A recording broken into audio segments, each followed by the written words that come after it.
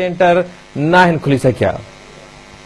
जी नाज़रीन, नौशहर जिले के शहर पडीदन में छा सूरत हाल इन हवाले से आवाज़ न्यूज़ जो रिपोर्टर साजिद जो असां सां लाइन ते मौजूद है। जी साजिद, छा सूरत हाल है पडीदन में?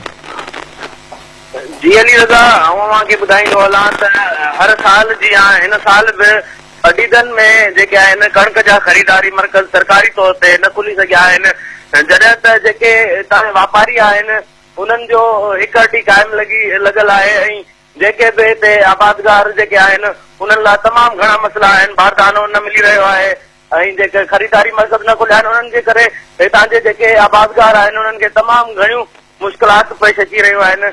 वधीक आबादगारनि सां ॻाल्हि कई त उन्हनि असांखे इहो ई ॿुधायो त हर साल जी हिन साल बि असांखे ब्लैकमेलिंग कई पई वञे त जीअं बारदाने जा वधीक पैसा भरे ऐं वरिता वञनि ऐं अञा ताईं हिते को बि खरीदारी मरकज़ न खुली सघिया आहिनि।